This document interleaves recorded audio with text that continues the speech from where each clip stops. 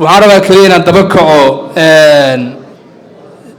سرياش إذا مضى قلب كسيدا ويسوى شقيان هذا نوع شقيان dalkeeruna laba caqabadood hadda haysata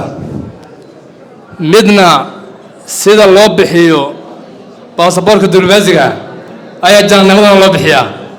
waa caqabad adduunyada baasaboorka guduudan ee diblomaasiga dawladeed qiimo badan uu ka leeyahay keena waxa qiimo tiraya sida loo bixinayo darajadana ciidankana waa sidoo kale aniga hadda ka hor la soo professor galiyay general nin saaxiibkeeyo muddo korneyl ahaa ayaan la tashaday inay korneyl ka waran haddaan jaran qaato ka leexo wari jaran haddaan jaran qaadato meelaad fadhiisanay kala kicimiisid marka waxaan qaatay taladaas ninkaas meeshaan ka sheegay waa korneyl xasan cali nuur shuute nin wuxuu wari jaran kaal haddaad u ka aashanoo kaalaayay marka waxaan rabaa qofna jananka waa raadiyaan uu qaato dadka qaarna fursad ka markaa waa janan ciidanaad ku xukuntan ka rabiya khibrad iyo aqoonaad ku shaqaysan ka rabiya haddii aad khibradina yartahay haddii aqoonta yartahay haddii da'di yartahay haddaan ciidan aadan hayn inaad janan ku degtagtaa sax ma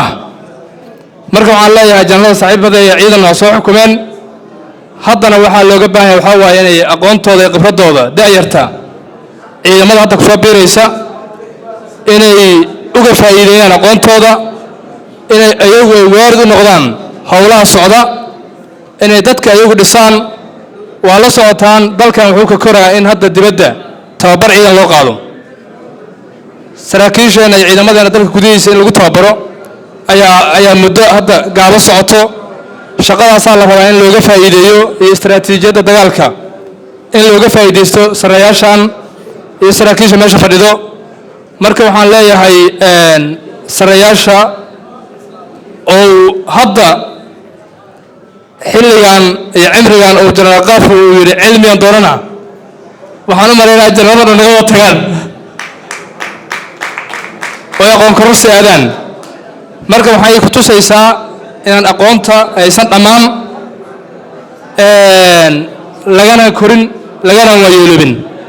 marka waxaan leeyahay wuxuu yiri saaxiibkay sanata fadhi janalka alcadday meesha cali guduud iyo cadale meeshaas laga rabo ka koro laga rabaa inaan kana tacsiyeyno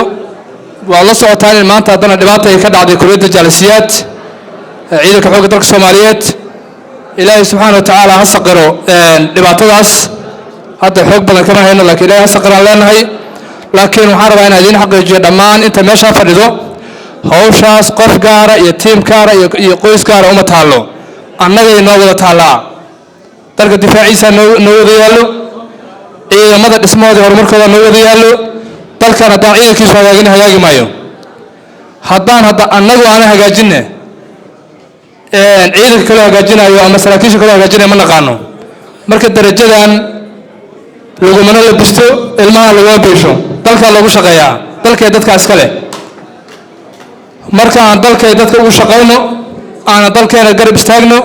jarankana aad ugu maadsan yahay inuu xilligan oo meeshii oo meel seexalahay hadduu saxiil hayn inuu aqoon kororsi aad ku maadsan yahay inta ka soo qayb gashay munaasabadan oo soo garbihiisa soo buuxsan oo ku maadsan tahay. Assalaamu calaykum wa rahmatullahi wa barakaatuh.